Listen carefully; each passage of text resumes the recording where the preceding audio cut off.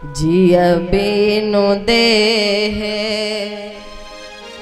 नदी बेनु वारी, जिय बेनु देह नदी बेनु वारी, तसहि नाथ पुरुष बेनु नारी, जिय बेनु देह नदी बेनु वारी, ऐसे हो रात पुरुष बिन नारी, प्राणनाथ तुम बिन जग माहे, प्राणनाथ तुम बिन जग माहे, मोकहु सुखद मोकहु सुखद कतहु सुख नाहि, जिय बेनु देह नदी बेनु वारी, ऐसी रात पुरुष बिन नारी। हे नाथ, जिय बिनु देह नदी बिन वारी। जो हमारे अंदर आत्म तत्व है, इस जान के निकलते देह का क्या अस्तित्व रह जाता है?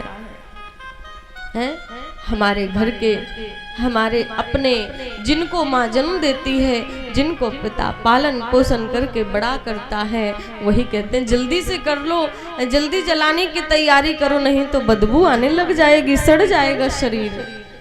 जिय बिनु देह, कोई महत्व नहीं है इस देह का।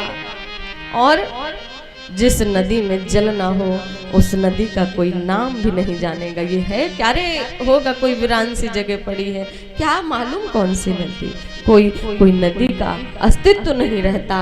उसी प्रकार से तैसहि नाथ पुरुष बिन नारी, बिना अपने पति के एक पत्नी किस प्रकार से जीवन यापन करती है, सोचने विषय है। एक महात्माओं वाला, एक संतों वाला जीवन आपने मेरा जीवन कितना खराब कर दिया। कहाँ जाऊं, और चरणों से लिपट लिपट करके प्राणनाथ तुम बिन जग माही, मोह कहूँ सुखद कतहु सुख नाही।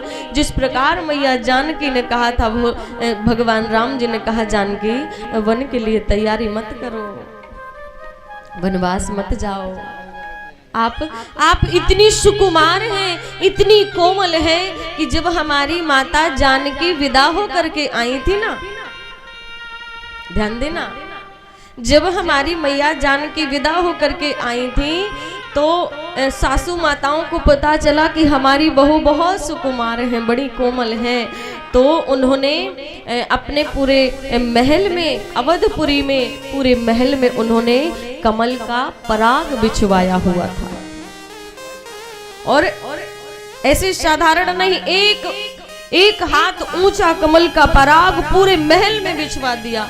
कमल का पराग तो शायद समझते होंगे, कमल के पुष्प के अंदर जो बहुत नरम सा, बड़ा कोमल सा, एक कमल के पुष्प में बिल्कुल जरा सा रहता है। सोचिए उन सासू माताओं ने कितने कमल के पुष्प मंगवाए होंगे और कितनी अद्भुत व्यवस्था करवाई होगी, कितनी अद्भुत। लेकिन क्या देखा, जब जानकी छोटे छोटे चरण उन कमल के पराग में भी, आप हर चीज की तुलना मखमल से करते हैं ना, मखमल कुछ भी नहीं है उस पराग के सामने, इतना मुलायम, इतना नरम होता है।